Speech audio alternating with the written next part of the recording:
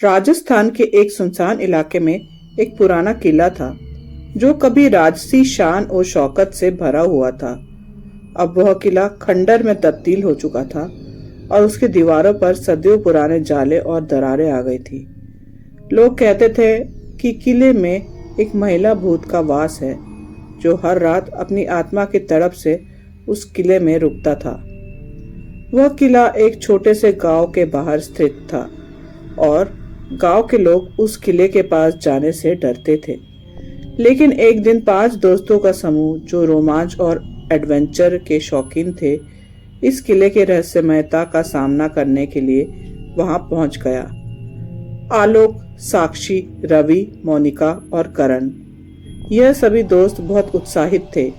वे किले के अंदर गए और अंधेरे में टॉर्च की रोशनी में उसकी खंडर दीवारों को देखकर हैरान हो रहे थे।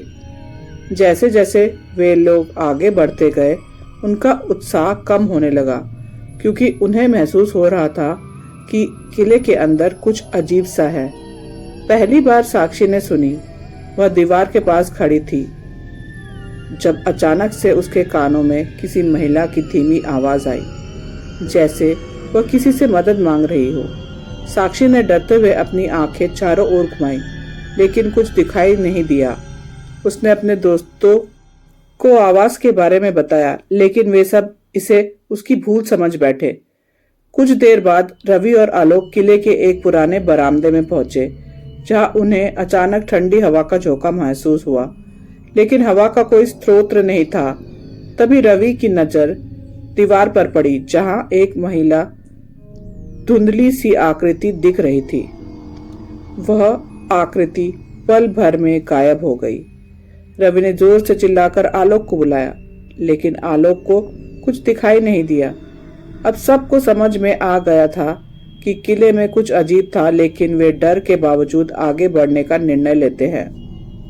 जब वे किले के भीतर एक पुराने बेडरूम में पहुंचे, वहां एक पुरानी और धूल से ढकी हुई तस्वीर लटकी हुई थी। यह तस्वीर एक रानी की थी। उसकी आंखों में गहरी उदासी और क्रोध था। मोनिका ने करीब से देखा तो उसे लगा कि उसकी आंखें उसे घूर रही है।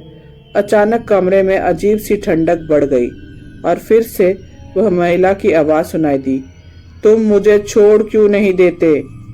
अब सब का दिल तेजी से धड़क रहा था। वे घबराए हुए थे, लेकिन तभी करण के सुझाव ने सबको तांत्रिक की मदद लेने के लिए बोला। वह तुरंत गांव के एक प्रसिद्ध तांत्रिक बाबा के पास गए। बाबा ने बताया कि किले की रानी की आत्मा, जो कभी अपने पति से धोखा खा चुकी थी, उसे शांति नहीं मिल पाई और उसकी आत्मा अब भी किले में बसी हुई थी। बाबा ने किले में जाने और उस आत्मा को शांति देने का उपाय बताया। वापस किले में लौटते हुए जब बाबा ने एक खास तंत्र मंत्र किया और किले के भीतर उस रानी की आत्मा को शांति देने के लिए विशेष पूजा अर्चना की, जैसे ही बाबा ने पूरी पूजा की, एक तेज आंधी आई और जोर से आवाज सुनाई दी।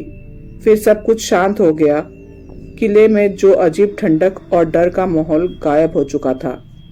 आखिरकार किले के अंदर की आत्मा को शांति मिल गई और आत्मा मुक्त हो गई। सब दोस्तों को ऐसा लगा जैसे भारी बोझ उनके ऊपर से हट गया हो। किले की दीवारें अब डरावनी नहीं लग रही थी, बल्कि जैसे कुछ पुरानी यादों को समेटे हुए खड़ी थी। वे तांत्रिक बाबा का धन्यवाद करते हुए किले से बाहर निकल गए और वहां से दूर अपने घर लौट आए। अब वह किला फिर से सुनसान और शांत था, लेकिन अब वहां की हवा में शांति और राहत की भावना थी। कहानी पसंद आए तो इसे लाइक, शेयर और सब्सक्राइब जरूर कीजिएगा।